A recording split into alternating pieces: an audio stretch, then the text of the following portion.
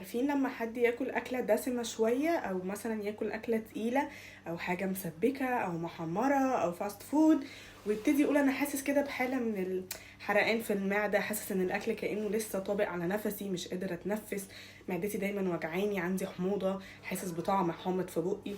فيبتدي حد يقول له انت اكيد عندك حموضه، هات كيس فوار كده من الصيدليه هتبقى كويس. حد تاني يرد يقول له لا، انت ممكن يكون عندك قرحه في المعده، خلي بالك. حد تاني يقول ده زي برصونه المعده، انا كان عندي برصونه المعده وكان عندي نفس الاعراض دي، وهكذا. حد تاني يقول له انت اكيد مريض ارتجاع.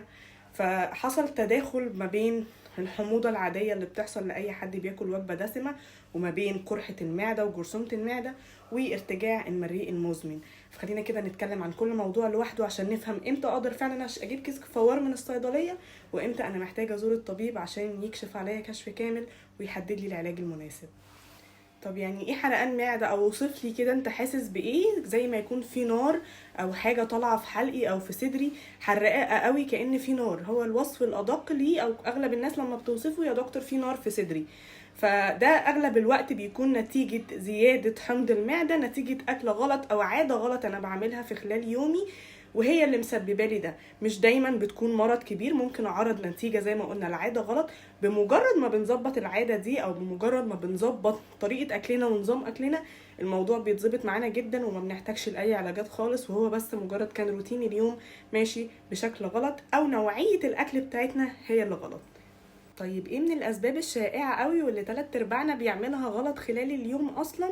وهي ان صباح الخير كده كوبايه القهوه على الصبح، الشاي، السجاير على الصبح على الريق، على معده فاضيه، او حتى لو مش على معده فاضيه بشكل كبير قوي وكميات كتيره قوي وعدد كده انا مش معروف، انا مش فارق لي انا معدتي فاضيه ولا مليانه، المهم ان انا اشرب كوبايه القهوه دلوقتي حالا، او اشرب يعني ادخل في عمليه التدخين بسرعه قوي واشرب كذا سجاره على مدار اليوم. كمان نوعيه الاكل زي ما قلنا، دهون، حاجات مسبكه، الحاجات المقليه الكتير، الزيت الكتير قوي ده بيكون غلط جدا على المعده. حاجه مهمه قوي كمان، الجهاز الهضمي كله بيتاثر بيها، وهي الحاله النفسيه. الناس بتتجاهل وبتنسى حته الحاله النفسيه دي، وهي بتاثر. يمكن اول حاجه بيظهر عليها الاعراض هو الجهاز الهضمي، واحنا مش واخدين بالنا ان التوتر والحاله العصبيه والنفسيه مأثره جدا على الجهاز الهضمي عندي. كمان ان انا اكل وادخل انام على طول كده، انا بساعد الحمض بتاع المعده يرفلكس بسهوله قوي. زي ما قلنا موضوع ان انا يعني بمجرد ما اكل ادخل انام، ده بيأثر جدا على البروسيس بتاعه الهضم، عمليه الهضم نفسها. انا دخلت جسمي في حاله من السكون والهدوء خلاص وهننام، فالهرمونات والانزيمات بتاعه الهضم بتقل، العمليه نفسها بيحصل فيها حاله من التباطؤ، معدتي بيكون عمليه الهضم تقيل عليها قوي، ورغم ان الحمض اتفرز، وده بيزود زي ما قلت الارتجاع كمان. فانا بدخل في حاله بتزود لي اصلا العرض بتاع الشعور بالحموضه. فما ينفعش ناكل وننام على طول، على الاقل ساعتين يعدوا وبعدين ندخل في مرحله النوم. طيب حاجه كمان مهمه قوي قوي، الناس مدمنين المسكنات. انا صاحي مصدع، قبل ما تقولي صباح الخير تديني برشامه الصداع على المعده فاضيه على الريق كده، صباح الخير برشامه الصداع معاها على طول، عشان انا مش قادر استحمل الصداع، وعشان اقدر اواجه اليوم لازم ابدا بمسكن. فولتارين بقى، بروفين، ايا كان الحاجه اللي انا هاخدها ايه، ما ينفعش مسكن يتاخد على معده فاضيه، ده على المدى الطويل هيضرني جدا، وممكن نعمل حلقه لوحدها عن المسكنات ومدى اضرارها.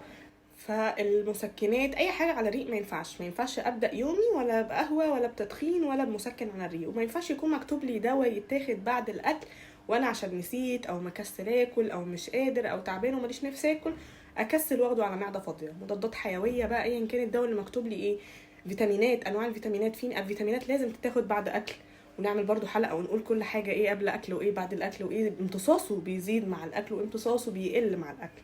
فلازم اتبع ارشادات الدكتور اللي كاتبها لي، او لو الصيدلي نصحني بحاجه لازم امشي على الارشادات دي، ما نستهونش بيها. هي مش مجرد تنظيم لمواعيد الدواء، لا، في حاجات بجد بتاثر على المعده ولازم اخد بالي منها جدا وانا بتعامل معاها.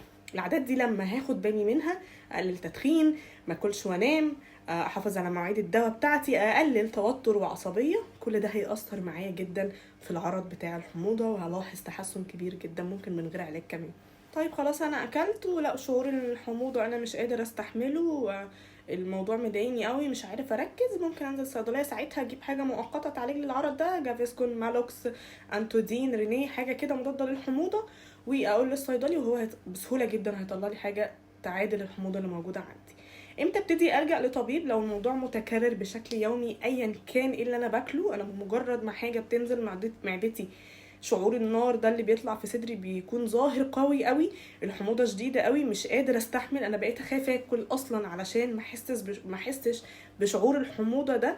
وزني بدأ يقل، بدأ يكون في حالة من القيء والغثيان، الموضوع متكرر زي ما قلنا، مش عارف انام، بيصحيني من النوم، في ناس بتقول الحموضة بتصحيني من النوم من قوتها.